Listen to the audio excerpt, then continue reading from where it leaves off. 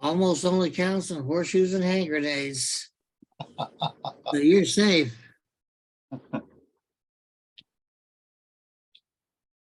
Now, if you can keep in mind centrally,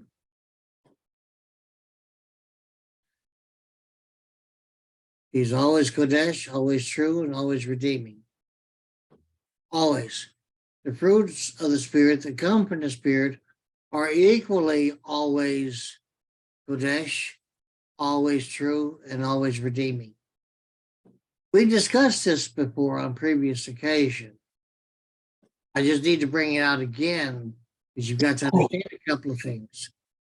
When I first started all of this, it was because for several years I had been reading a verse in the writing of Revelation.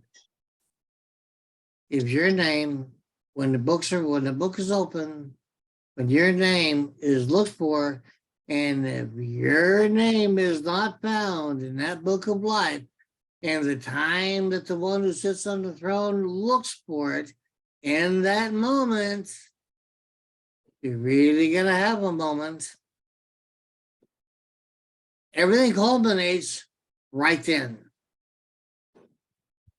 No matter what kind of a life you live, no matter how many accolades you have, no matter your education, no matter your experiences, no matter what you've accomplished, no matter the dynamic, no matter what groups you belong to, no matter how anybody else esteems you, no matter how anybody else lifts you up, no matter how many people you have patting you on the back, no matter how many degrees you have behind your name, no matter what you've been the head of, no matter who you saved, no matter who likes you, no matter what's going on in your life, no matter what anybody's got to say about you in your life, in that moment, Shabbat Shalom, Hananiah, in that moment, when it's looked for by the one who sits on the throne, and if your name is not found in that book in that moment, none of the rest of it makes any difference. No matter how you esteem yourself, no matter how anybody else may esteem you, no matter how they might want to say something on your behalf, you're the only one right then before him. And when he looks in the book, and if your name that the Most High knows you by and calls you by is not there, we know what the rest of it says right then. That you're thrown in the lake of fire. So that prompted questions from me.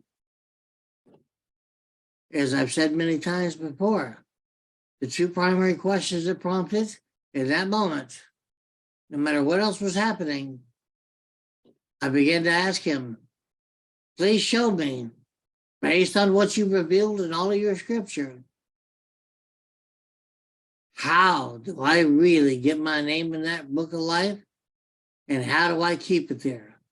Those became my two primary questions, my two primary areas of motivation, my two primary concerns. It became the building blocks of my relationship with the Most High. It became the building blocks of everything that I knew about the Anointed One and the direction he could take me. Everything had to be based on those two questions because nothing else would get me there. If I went to yeshivas 100 different times to 100 different yeshivas, if I was responsible for leading half the world's population to Yeshua, if I was responsible for half the work in the kingdom, in that moment, if my name is not in that book of life, right then, it doesn't make any difference. Because if I was doing it for any credit, any of it, that would not get my name in the book of life either.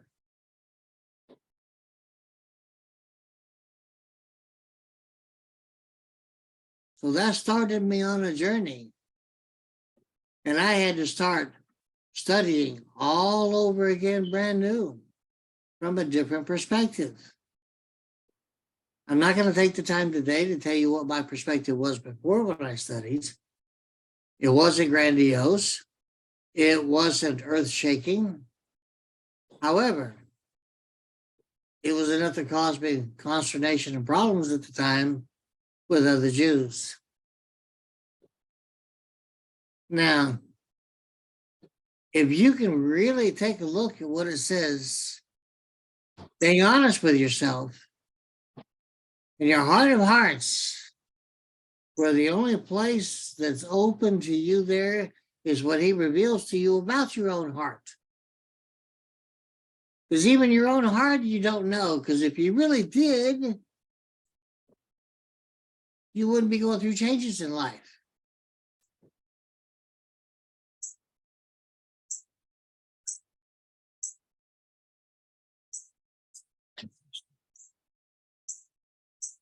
You know, I've got to deviate for a second, and you're going to laugh at what I'm going to say. But whenever I was a young child, my great-grandfather used to teach me a lesson. He used to have me open my hand up, and he would put a few beans in my hand. Little beans. I had a little hand. Okay. And he would say, I want you to understand that these beans represent your business in life. And I said, okay. And he says, if you take one bean, a part of your business, and you give it to one person, you take another bean and you give it to another person, you take another part of your business someplace else. And if you give all the beans in your hand to all the different people that you know in your life, then everybody in your life that you know and trust knows all of your business. Now, the lesson he was teaching me was not to just trust people, which I do. And the lesson was not just to not give anybody else my business by talking to them about everything in my life, which I don't. At the same time, it doesn't mean that you're antisocial, which I am. And it doesn't mean that you don't share with people so that his kingdom can be enriched. Okay? But it does mean that you keep enough of your business to yourself to keep your house in order. If you and your loved ones have a difference of opinion, everybody in the outside world don't need to know about that. Right. If you stumble and you make a mistake, the rest of the world don't need to know about that. That's between you and the Most High. That's his business. So there's a difference in what you are able to share with others and what you prudently should not. Now, somebody comes up to me today and says, how are you, sir? What's going on in your life? I'm not going to give them a chronological sequence of what I've been through in the last 2 weeks. We would be there a while.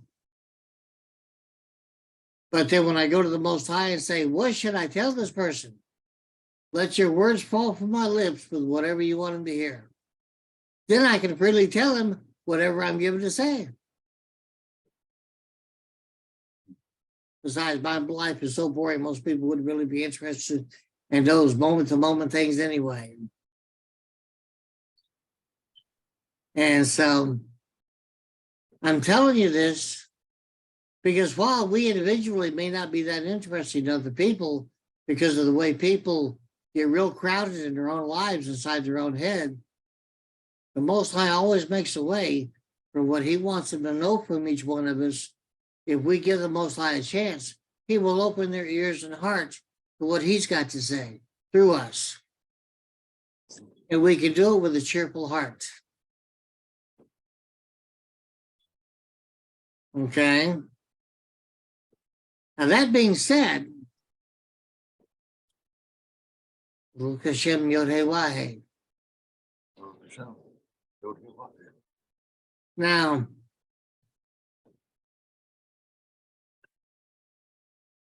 we need to know a little bit more about his Quodesh. We know his Ruach, his spirit, is Quodesh. We know his fruits of the spirit, each one is Quodesh. But we need to know a little bit more about how it works based on what's been revealed in Scripture. Okay?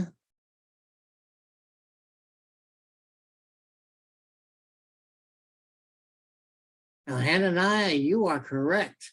To go to the Most High and get before him and pray to him and stay before him until he gives you peace about a prayer, you are correct to do so, my friend.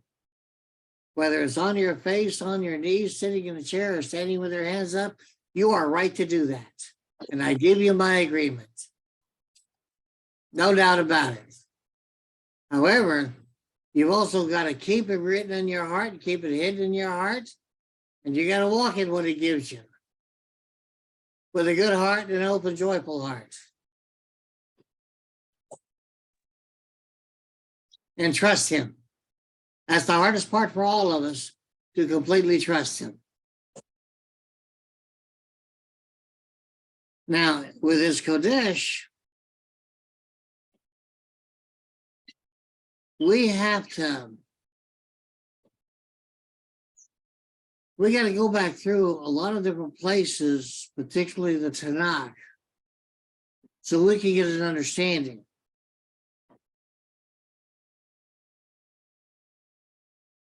Now, back in Bereshit, in Genesis, a lot of things had not been revealed yet, so we got to start there.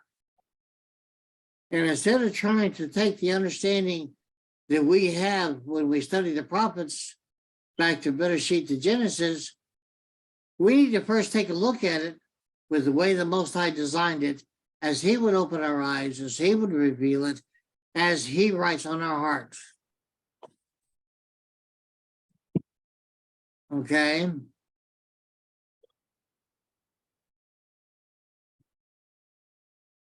Now, if you'll go back to chapter 2, where it talks about the seventh day, there's a couple of things we probably need to take a pretty good look at.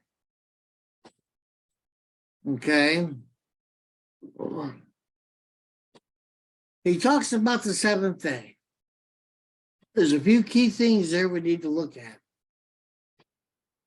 Now, I'm not going to suggest nobody studied that area. Nobody's ever taken a look at it. But maybe we can find something interesting today. The first thing that says about the seventh day is what? As the seventh day comes in, first thing that it says is that he finished what he was doing. Well, if he finished it, that would make it whole, complete, as a totality. So the creation story was not in 7 days. The creation story was what? 6 days.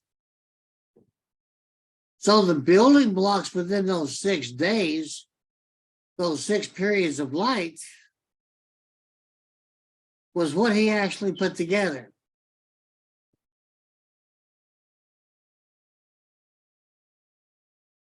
Now, in the first part of chapter 1, we read, it said, darkness was upon the face of the deep. I mean, correct me if I'm wrong. I'm considering everybody's read this at one time or another. Yeah. The definition of darkness there is chaos. And everybody assumes that the deep was water. Yes. And most people in translating will tell you, at least in the Peshat, that the face of the deep was the surface of the water.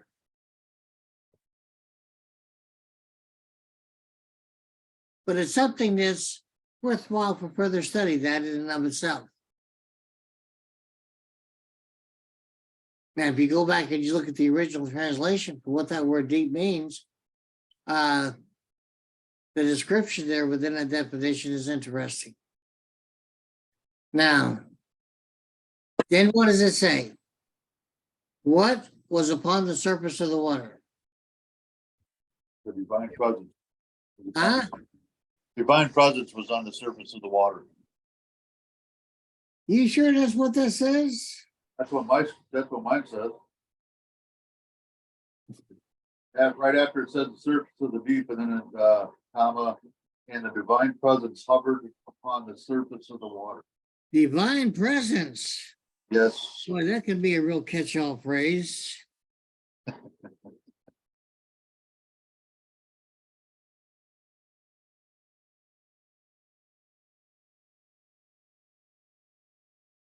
The actual good translation there would be, and the Ruach Elohim, Oh. the breath of Elohim, was hovering upon the face, not above the face.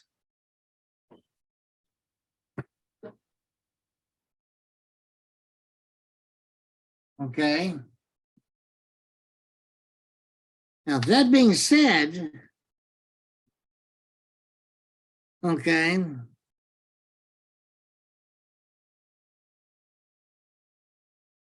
it is because in the first place it says the face of the deep. And then it says the face of the waters. Because of that association there, everybody has a common understanding that the deep was the waters. Okay. Now, here, before he's finished in day one, light of God, we have the Ruach of Elohim, Ruach Elohim, right there on the face of the waters.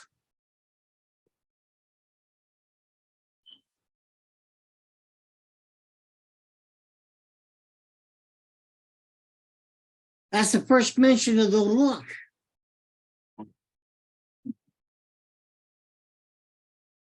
So the activity of the Ruach actually predates the seventh day. The presence of the Ruach is actually mentioned with the first light. Echad light, or Echad. So the Ruach is mentioned within Echad. The Ruach is mentioned within Or, light.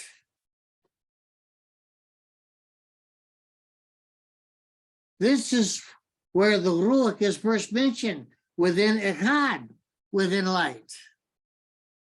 I can't overemphasize that. So everything else that we would receive would be given to understand, everything else is revealed, is based on how this is revealed to us. So we know this much about the Ruach, the breath, the spirit, that one, it was first revealed to us within his Echad, within his light, upon the face of the waters.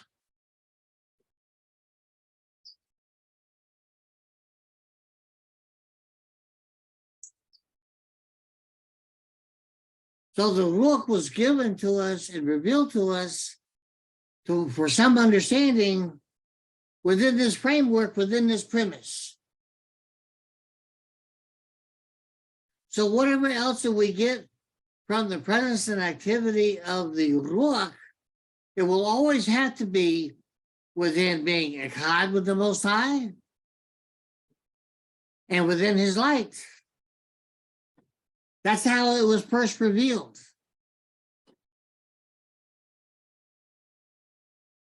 Is this making any sense? Are you with me? So from that point on, it never leaves this premise. However anybody feels like the Ruach is working in their life, it has not left this premise. If you feel the presence of the Ruach in your life, and your heart and your spirit, you are feeling it from this premise. Okay. Get one from me, Hananiah.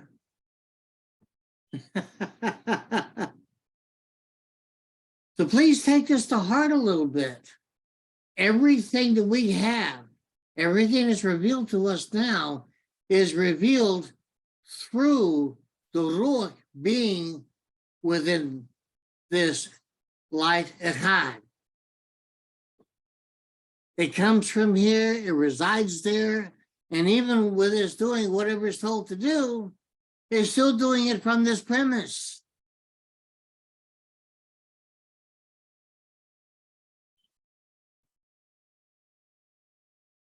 This being so, I would ask a simple question. Why would we question it so?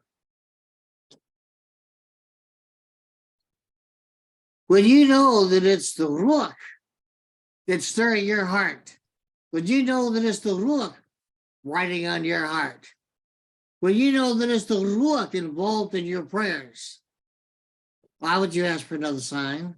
Why would you ask for another kind of understanding? Why would you say, well, if it's really you, let me know it's really you? He already did. Because everything the Ruach does is from this premise of being within his light, Echad.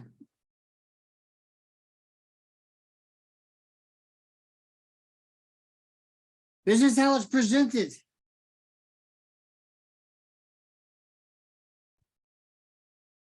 And the Most High said in his prophecy, it doesn't change. And that's the way he originally presented it. That's the premise of it. That's the platform.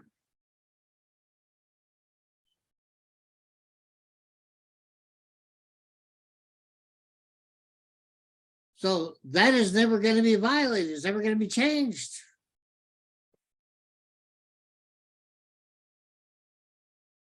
Does that help a tiny bit even? He chose to reveal it to us this way before he was able to say it's finished.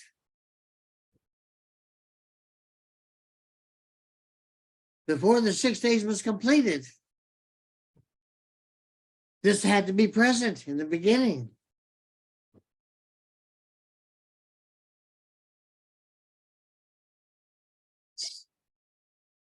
Now, there's a correlation that's sometimes drawn by some people that are, generally speaking,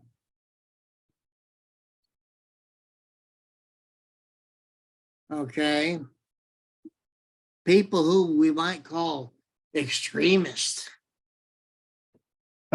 Okay.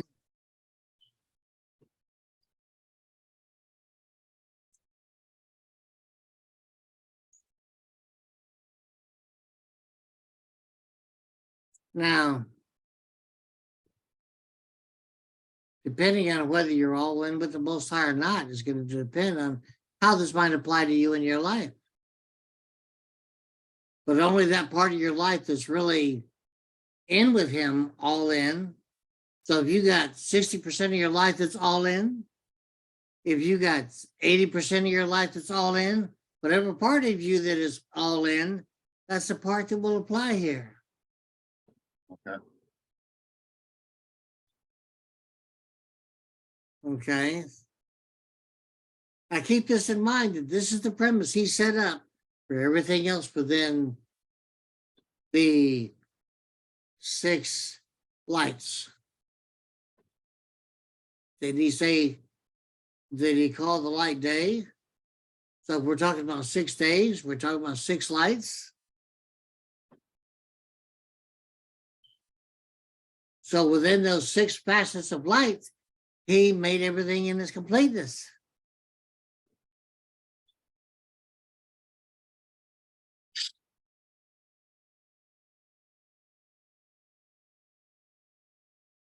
Okay. At the beginning of the 7th day, he said, he's finished. Well, if he finished and it was complete and it was total and it was whole, that meant the way that he set things up with the Ruach within light Echad, or Echad, had to remain that way because it was whole, it was finished. Right.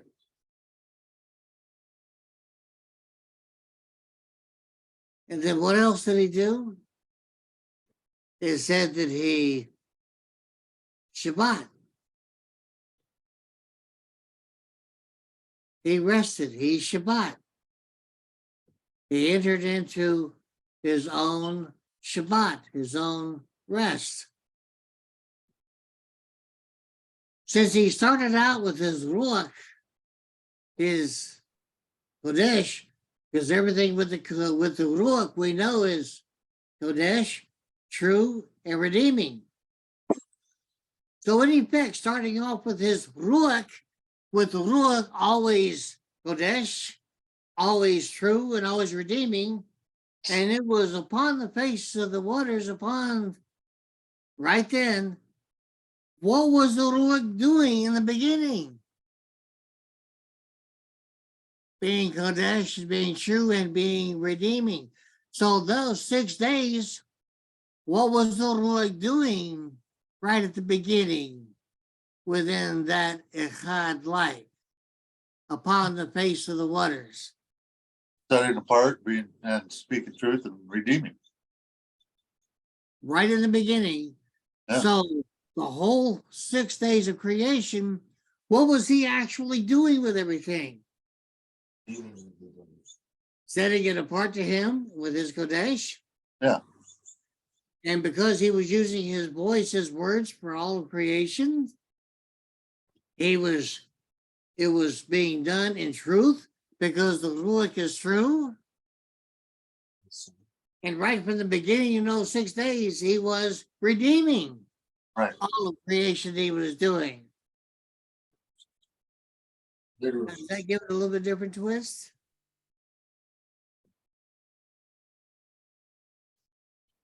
Is that a new one, Hananiah?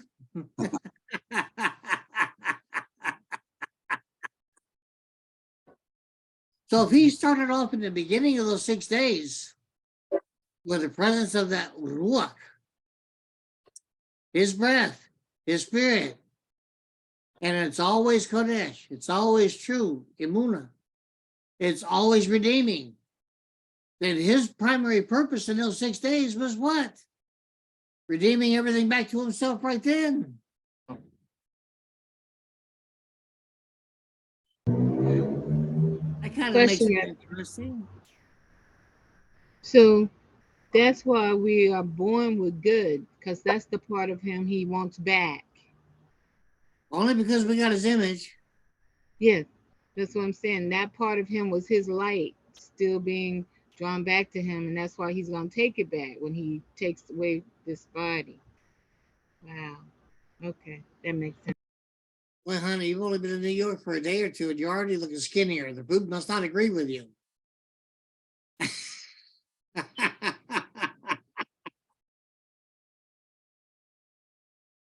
Now consider this. This is the beginning of the entire 6 days. The entire 6th light.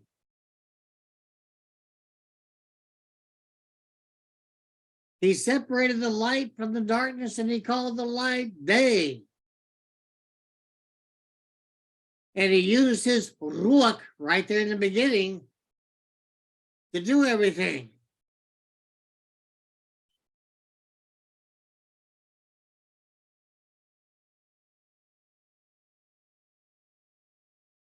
All this time you've been reading this and you never really saw this, did you?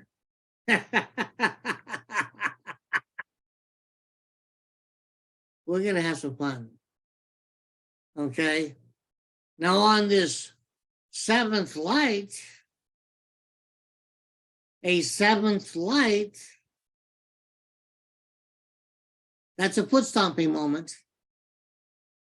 If you were in college and you heard the professor stomping his foot, okay, If he let you know what's on the semester exam.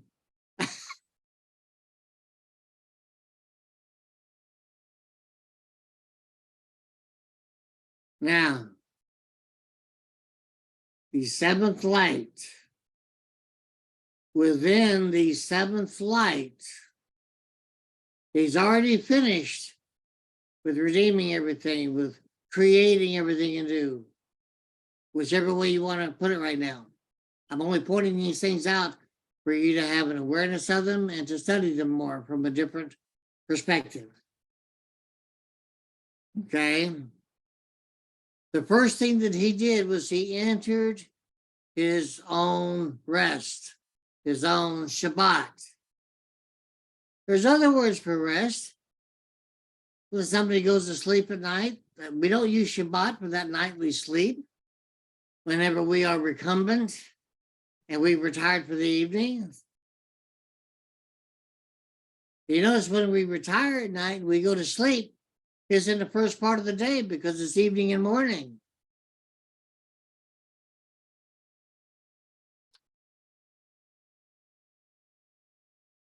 And we don't have to worry about the night because it said that he separated the light from the darkness, from chaos. And darkness is different than light.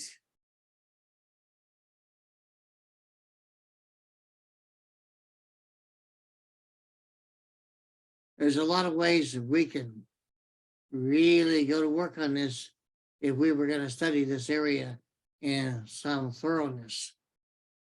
Okay. So once he entered his rest, he entered his rest first. And who entered his rest with him?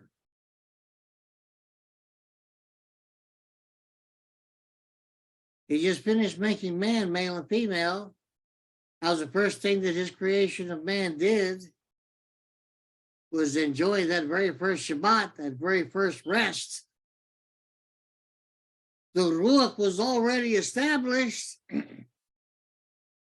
from the beginning of the day, the beginning of the light, and the light was Echad. So the Ruach was working positionally from Echad light, Echad Ur, and doing everything else of those 6 days. So everything was Echad within those 6 days. And it was all done through the light, each portion of light, second portion of light, third portion of light, fourth portion of light. And he saw that each portion of light was good. That's what he said. So it had to be a part of him because Yeshua did say that only the Father is good. And he said the second, third, fourth, and fifth, sixth day, he saw that it was good. So that had to be coming from him for it to be good.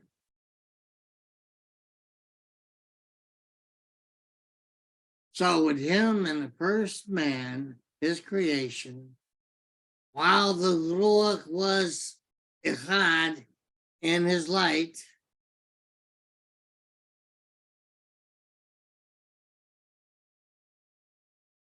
what did he do with that seventh light?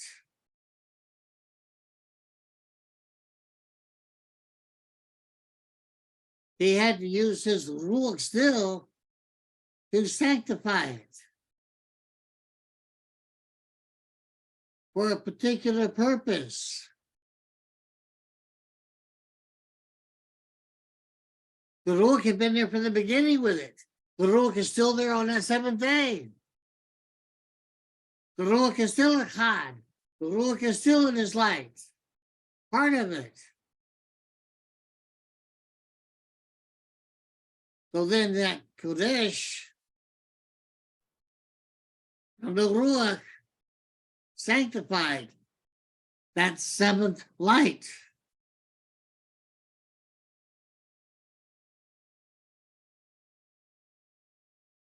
And what else did he do with it?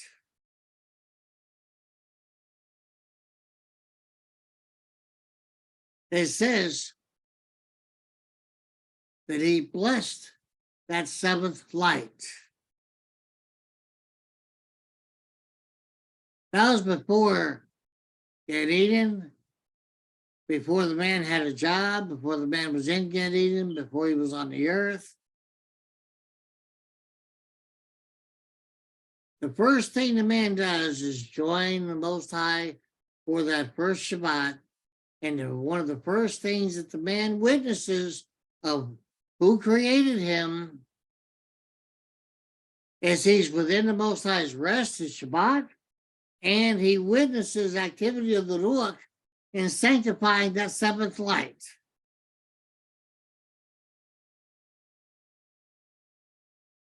So he's got a personal witness of what the Most High is doing.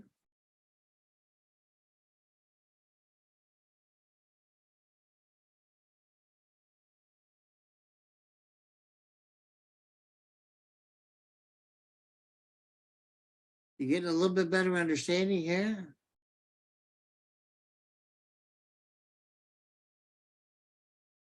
So in chapter 4 of Hebrew, when it says that those that he doesn't approve of, he gets into a rage and says, they will not enter in to my rest, my Shabbat.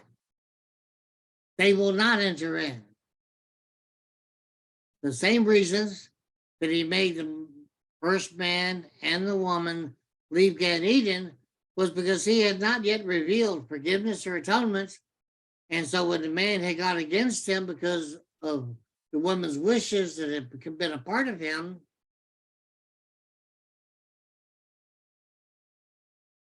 they left that Quodesh place, Gan Eden.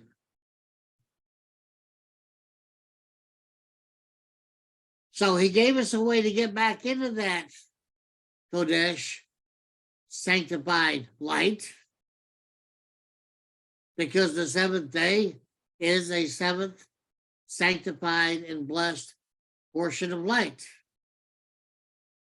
It is still a Chad.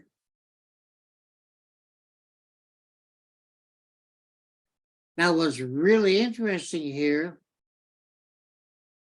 is when it says that he blessed that light,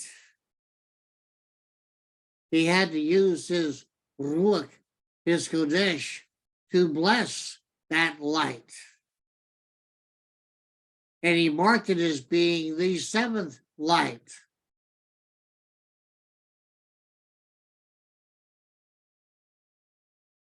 Are you beginning to get a little bit different picture here?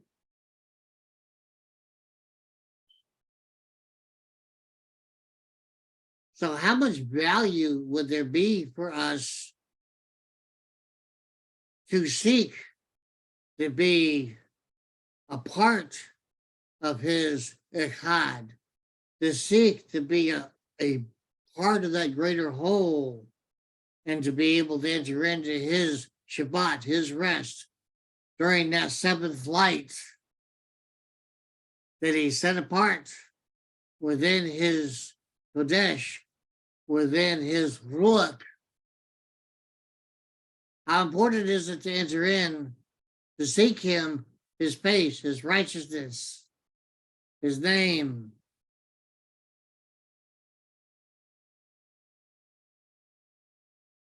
To be able to experience him on that level that he arranged for us from the beginning.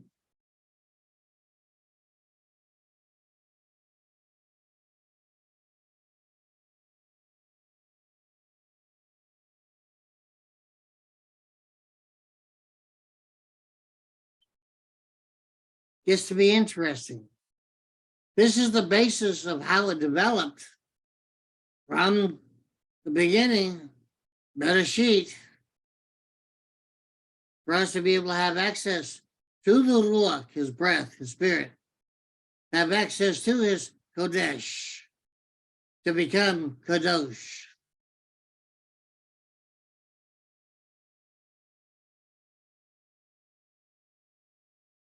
So, if he's actually loving through you, if his mercy is flowing through you, if his kindness is flowing through you,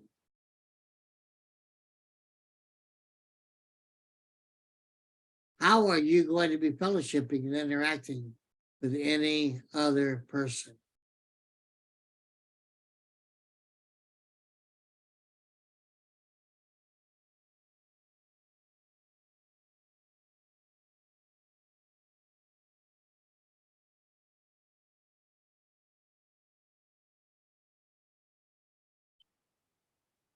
We should be asking ourselves a little bit more often whether we're talking to somebody who's a complete stranger, we're talking to, depending on where they're at in our spheres of influence, where they're at within our life, what circle that they're actually a part of. We should be sharing based on what the Most High would have us share, instead of leaning to our own understanding. We are taught in Devarim that we, from this day, we should not be leaning on our own understanding, doing things that we think is right in our own eyes. Go back and read it. It does say that.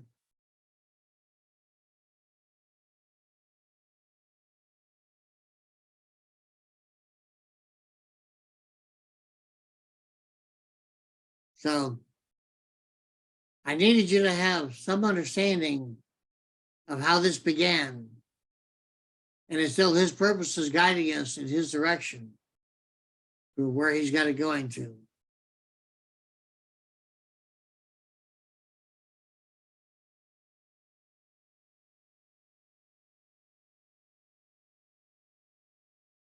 Get a better idea of how important it is that your name that he knows you by is written in his book of life.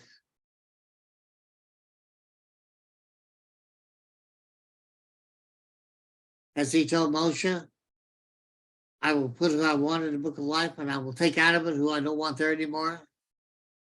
So he lets us know then, in his interaction with Moshe, that he can actually take your name out of the book of life even after it's there.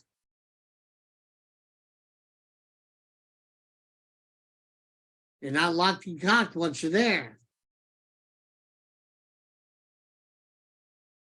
The reason I ask both those questions, how do I get my name written in the book of life?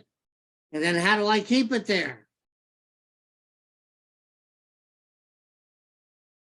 Which is one of the reasons why Rob Shaul says you got to run that race to the end, to completion. You got to keep running. You got to stay with it until it gets done.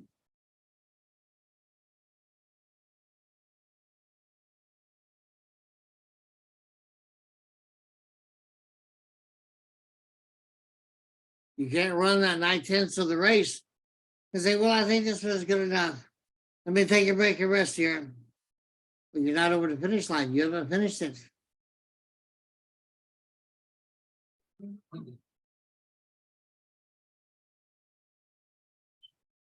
None of us go 24/7. And that's because he's got that seventh day, that seventh light there for us. Now I'm going to throw something at you here.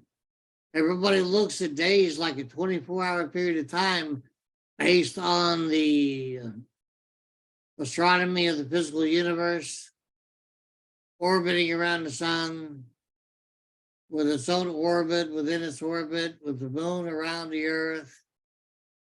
And we say, okay, the seventh day of the week, and this is what it's doing, and this is where it's at. He called the light day. So we cannot assign that 24-hour period to his light. As he said, he separated the light from the darkness, and he called the light day. No place within that framework could he ever assign it 24 hours.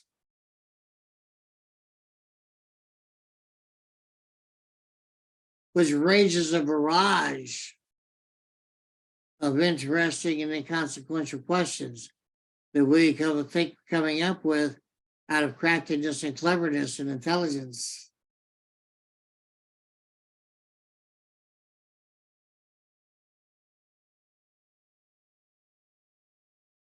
I will share with you this.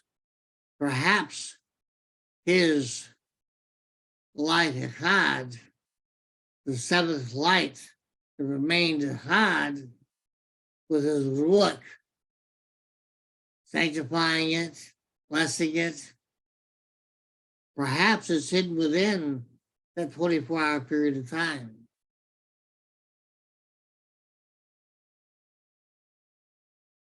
And perhaps you can't even see it until he reveals it to you and you can participate in it.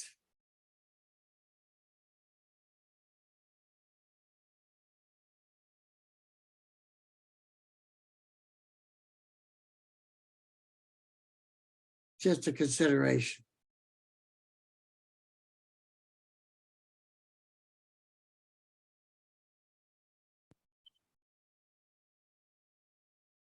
So I wanted to bring that to you as another part of the component of what I've shared with you thus far, dealing with fruit of the Spirit. Okay? That if you understand this, this will give you a little bit better understanding of what's happening in 2 Peter chapter 1, 3 through 11. Now,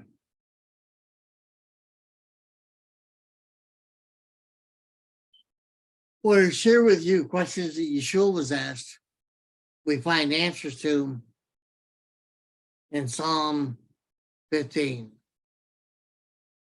So if you'll turn in whatever translation you have to Psalm 15, and everybody please let me know once they're there.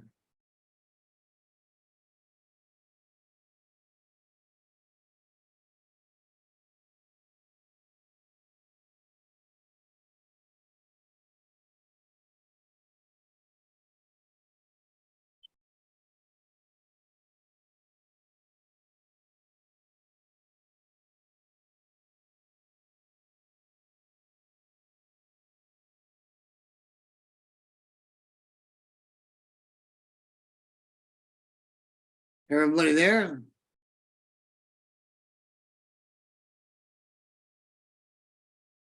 Now, whoever would choose to, please read Psalm 15.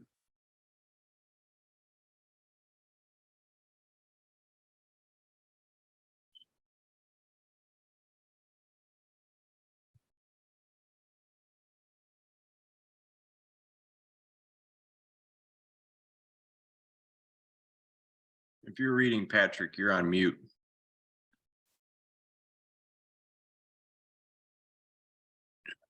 Sorry.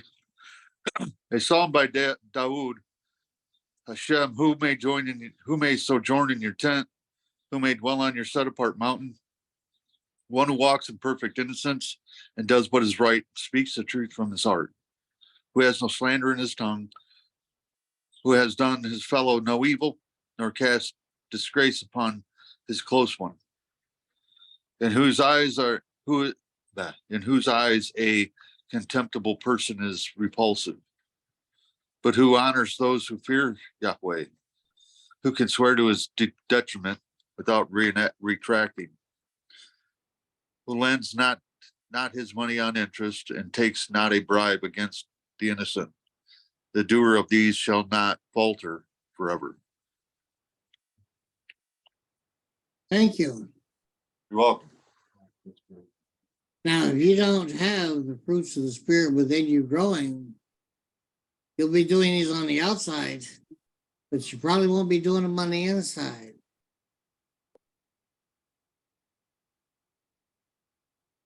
We've got to be doing these both on the inside and the outside,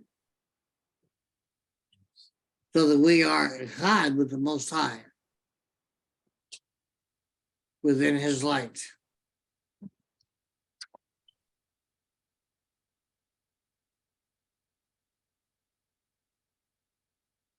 This gives you a very abbreviated bird's eye view.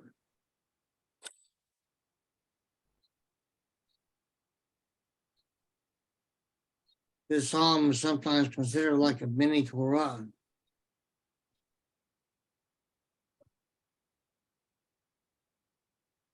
Now, that being said,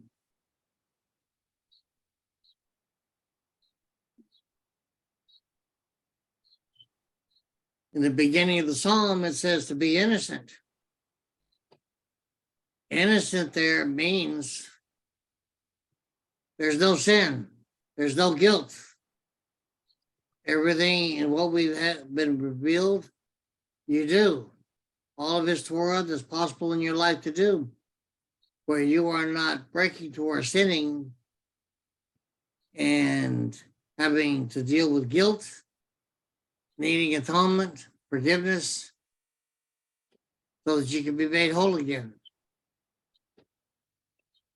So being innocent is being fully Torah observant, where you're not broken Torah at all.